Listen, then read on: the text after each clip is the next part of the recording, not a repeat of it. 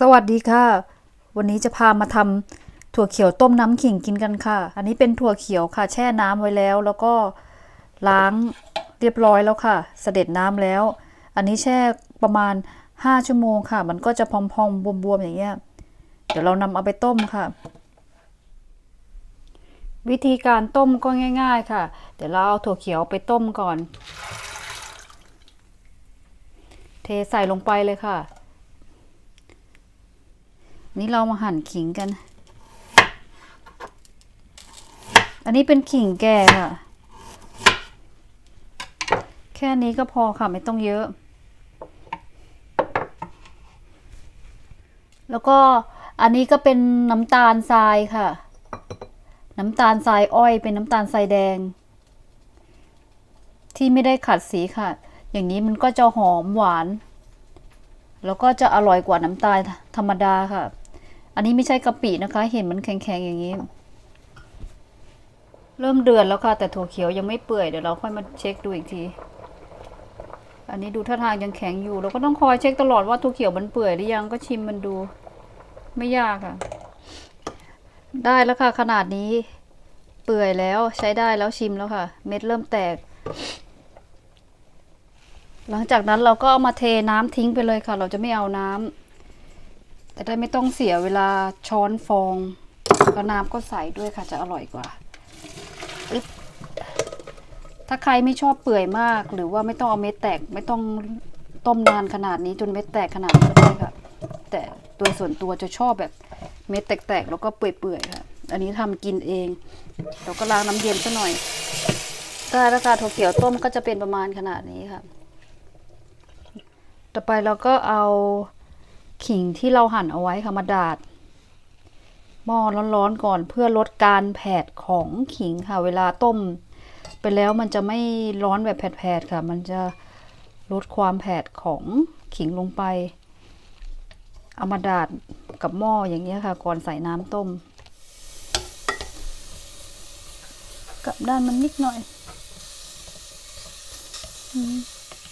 ดาดพอให้มันแห้งๆค่ะให้กลิ่นหอมระเหยมันออกไปมันก็จะไม่แผดมากค่ะทำอย่างนี้พอได้อย่างนี้แล้วเราก็เติมน้ำลงไปเลยเนี่ยค่ะแล้วก็ใส่น้ำตาลก้อนลงไป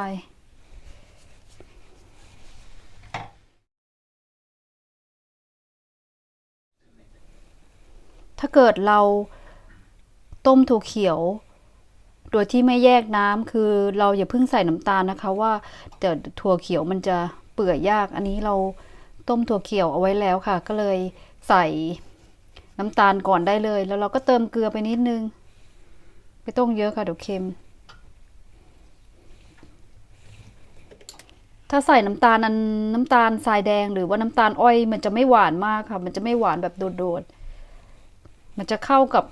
ขิงมากๆเลยแล้วก็หอมแบบไม่ไหม้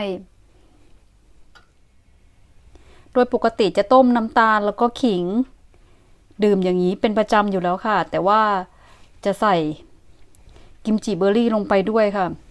อย่างนี้ก็อร่อยแล้วค่ะแต่ว่าอยากเปลี่ยนรสชาติบ้างลองใส่ถั่วเขียวบ้าง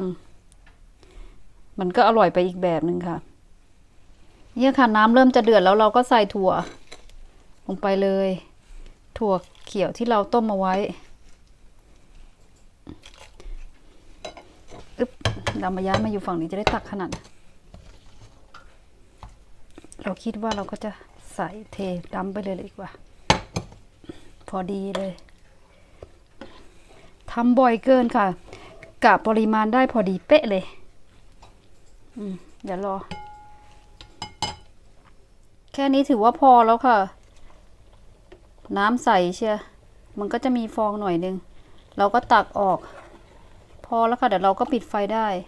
เพราะว่าชิมแล้ว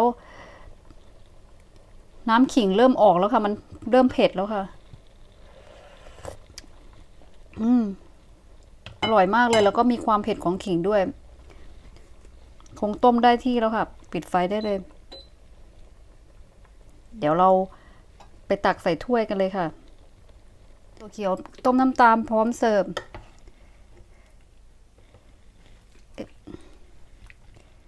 ถั่ ถั่วเขียวต้มน้ำตาลของเราเสร็จแล้ว พร้อมเสิร์ฟได้ ถ้าดูแล้วชอบก็ช่วยกดไลค์ กด Subscribe เพื่อเป็นกำลังใจในการทำคลิปต่อไปด้วยนะคะ ขอบคุณเพื่อนๆทุกคนมากค่ะที่เข้ามารับชม วันนี้ขอตัวไปชิมถั่วเขียวต้มน้ำขิงก่อนค่ะ บ๊ายบายอุ้ยหอมเชีย